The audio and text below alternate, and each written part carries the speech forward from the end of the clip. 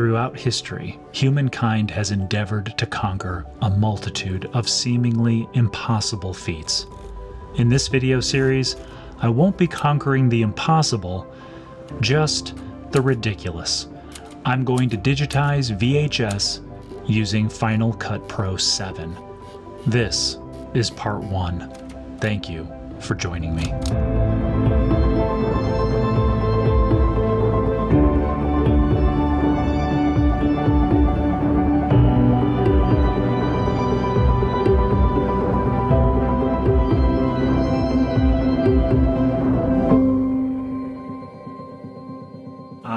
Studio. I haven't even thought through what I need to do to get everything organized. My Mac Pro is over here on the shelf with all of my VHS tapes and everything that I'm doing.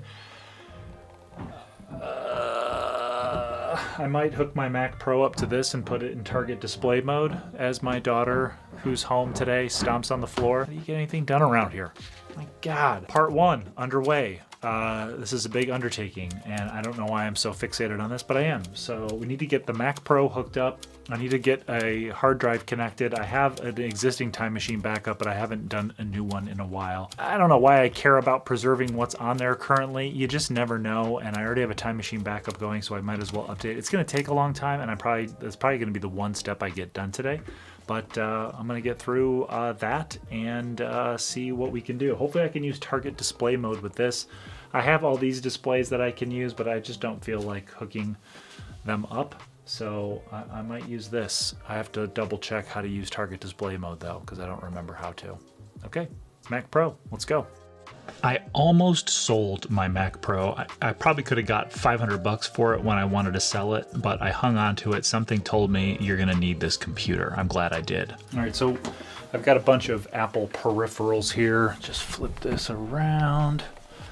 That are gonna help get this set up. Power cable for the Mac Pro and a Thunderbolt cable to connect to this 2010 iMac.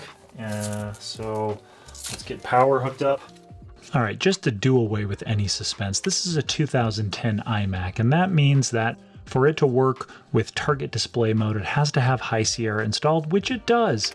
But the other computer that you want to use as the main computer has to have Mac OS Catalina or earlier installed.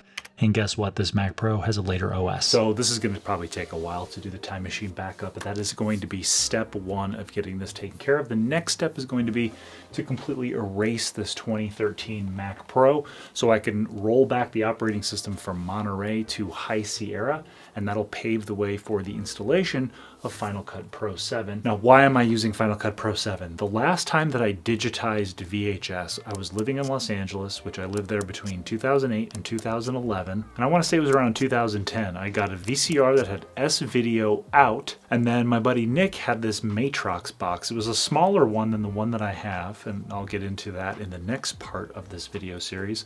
But I had this small Matrox box that allowed me to have S-Video from the VCR into the Matrox box, and then the Matrox box connected to a 15-inch MacBook Pro, the older non-unibody style. I don't remember exactly how I connected to the 15-inch MacBook Pro, but with this having HDMI and my Matrox box that I got off of eBay having HDMI, I should be able to connect a VCR to the Matrox box and ingest VHS tape directly into Final Cut to ProRes. I want to try to get the highest quality digitization of VHS possible and then work backward to something that's maybe less intensive as far as file storage goes.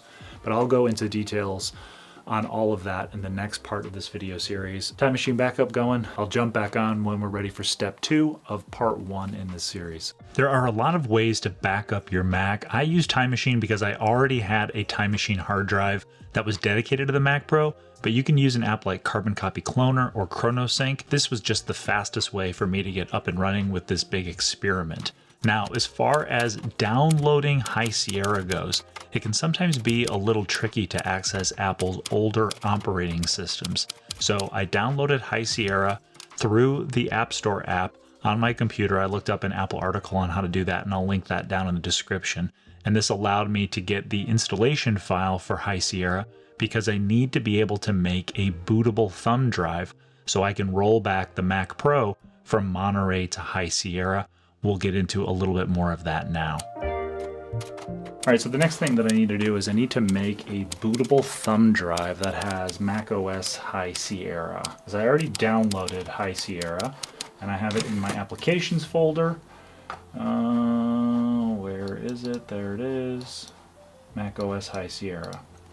But I don't remember how to make a bootable thumb. I have a 128 gigabyte little thumb drive. It might be too big to make a bootable thumb. Sometimes I have no idea what I'm talking about. Of course, this thumb drive is not too big. Making a bootable thumb, really you'd need about 8 gigabytes or more, I believe, to do it. And Apple made this process a little bit more convoluted with Terminal, but it's pretty easy once you get your head around it. Nice. So now Terminal is copying the installer files in the application folder, the installer files for macOS High Sierra, to the bootable, what will be the bootable thumb drive. Then when that whole process is done, I'll be able to take that bootable thumb drive, plug it into the Mac Pro, and then go through the erasing and reinstallation of the operating system on the Mac Pro. So we are we are progressing well. No real snags so far.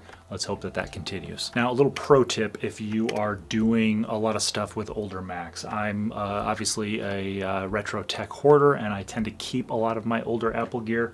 This is my mom's old 2010 iMac. I took the whole front screen apart and then display out and put a solid state drive in it so that I could use it as an extra monitor during my live stream, so I could show my thumbnail. If there was a sponsor for the live stream, I could show their logo, all that stuff. I have a full-size keyboard that I picked up. I don't even know where I got this. I've had it for years. But this is a way to plug into any Mac without having to worry about a Bluetooth connection. And same thing with the mouse. I've got this Magic Mouse that I picked up at a thrift store just recently, actually, for like $2. And this is great if you need to bounce back and forth between a Mac. Now, another pro tip is you would think that you've got to reach around the back of the iMac to plug into the USB port. These full-size keyboards actually have a USB-A port right here on the side, so you can plug in directly to the side of the keyboard and piggyback your connection into the Mac. So you don't have to go around to the back, or if you have kind of a weird place where your USB connections are. And this Magic Mouse, or this Mighty Mouse, will work no problem through that port. And there's actually one on the other side as well. There's two USB-A female ends here on either side of this, so you can hook up USB 2.0 peripherals and not have to worry about reaching behind your computer. That's why these full-size keyboards are really nice to have around. I have two of them, and now that I can run them simultaneously on both of my computers, it comes in really handy because I don't have to worry about all the Bluetooth connectivity stuff. When this just started up a minute ago, it was asking me no Bluetooth mouse or keyboard detected. And I'm like, I don't care about no Bluetooth mouse or keyboard because I've got this old plug-in direct USB stuff. So pro tip, if you're working with old Macs, have some of that stuff handy. All right, so I just got notification from Terminal that our copy of the files is complete and my bootable thumb is ready to go. So scratch that item number 3 off of the part 1 to-do list. All done. Now just waiting for the Time Machine backup to finish. And we are at 20% complete on that backup, so maybe another 20 to 30 minutes we'll be ready to go on to erasing the 2013 Mac Pro and getting on with this process. So while this Time Machine thing is doing its thing, I'm going to give you a little sneak peek of what's going to come up in part 2 here. This is the Matrox MX02 box. This was a pretty high-end piece of kit back in the 2000s, so like 2006, 2008, somewhere around there. This has XLR, this is HDMI, it has SDI inputs for component reference and an SDI input, something called CVBS, no idea what that is. And then of course on the output side you've got S-Video, all that same stuff, audio, XLR, and whatnot. And what I want is, I want S-Video on the input side and HDMI on the output side, because I'm hoping to convert the analog signal of a VCR to the digital signal that Final Cut needs to digitize VHS. So we have to have a VCR that has SDI. And today, when I was at an estate sale, he had this, what I believe is a very rare Panasonic VCR. You can see it is the Panasonic PVS7680. All right, so while I was editing this, I went through the instruction manual that you saw in this shot, and I found a startling discovery. there is a receipt in here that shows the original purchase, and it was from a store called the Home Theater Store here in Omaha. And Jerry, the person who originally purchased this way back in January of the year 2000, bought this VCR for $450. With sales tax, it came out to just under $480. If you adjusted that for inflation, it would be $850 for this VCR. So this is one of the highest high-end VCRs you could get as a regular consumer, not a professional. And we snagged it at an estate sale for like 20 bucks. So I'm pretty stoked about this. I think it's going to be key in getting the highest quality digitization of all of my VHS stuff. Let's go back to the video, which was a high-end VCR that allowed you to edit video if you had two VCRs connected with an editing controller and a TV monitor. And this has both SDI in and SDI out. You can see on the back of this, those inputs are what is going to allow me to have the highest quality connection to my Matrox box. If this Matrox box even works, I got it off eBay for like 30 bucks. And this is all part of my mad scientist lab experiment to see what I can do with this analog stuff. So that's a little sneak peek at what's to come in part 2 of this, what I think will be a 3-part series on what I'm trying to do. So 57% here on the time machine backup. I'm just gonna sit here bored to tears waiting for it to finish before we get on to erasing the Mac Pro and getting on with our lives. Now, how much more damn time machine backup do we need here? 70% done. It's taking forever. It's cleaning up. Are we there? Please be done. It took forever. It's done. Okay. Let's shut down. And we have our bootable thumb drive. I think we're good. I think this is how you do it.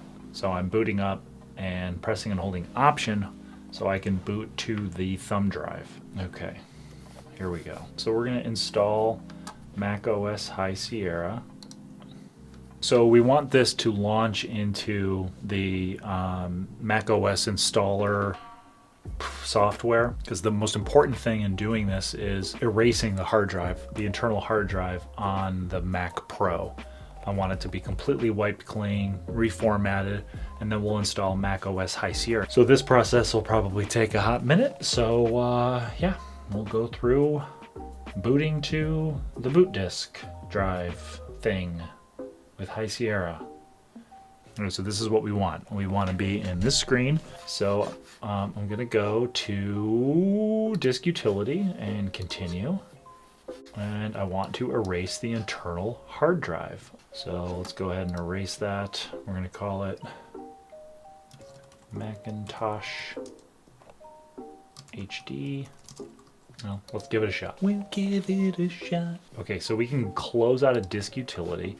And now we can install Mac OS. Now you might be thinking, why High Sierra? Well, High Sierra is the last operating system that was compatible with Final Cut Pro 7, but you'll see we have some issues with that. And I'm gonna point this installer to install it on the internal hard drive on this Mac Pro.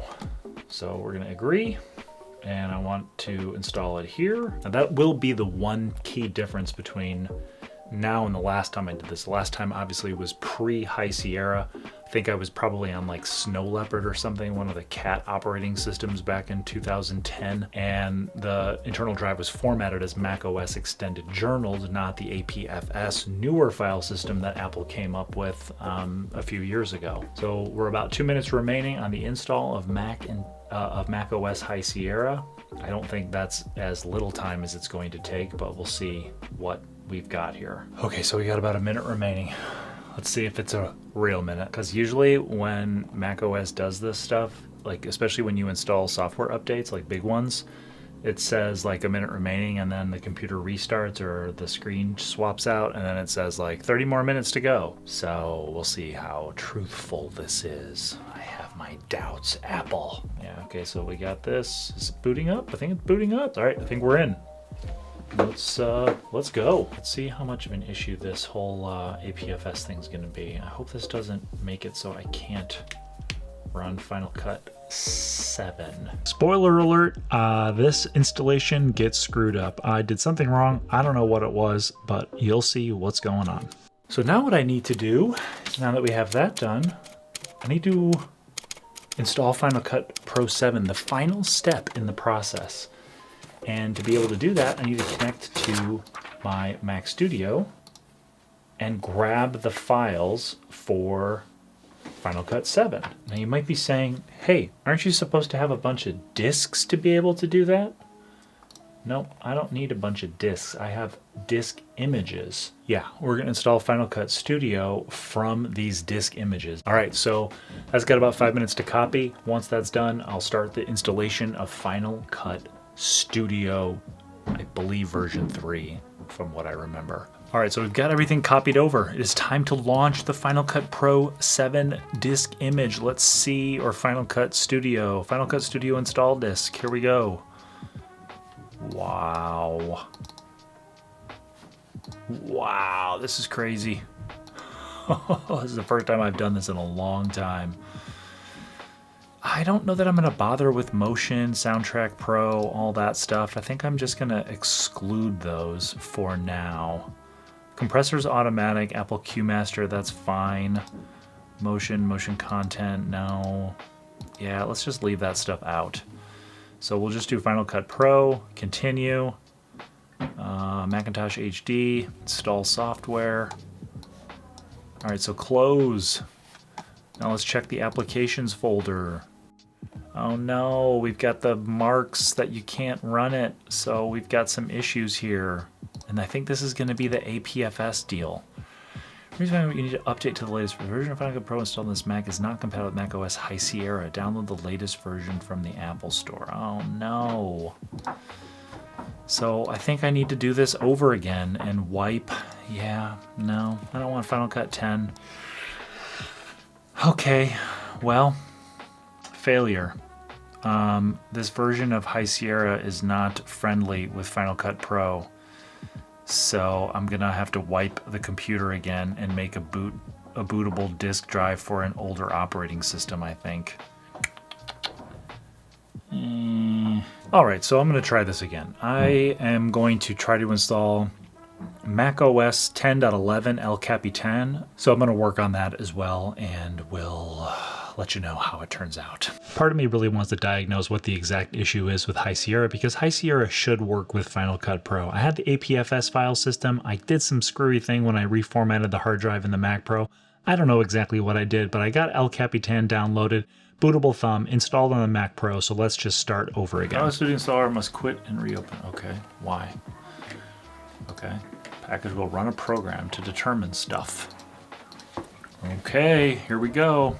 Color, Motion, Soundtrack Pro, DVD Studio Pro, Cinema Tools. No, we don't want any of that stuff right now. Just Final Cut.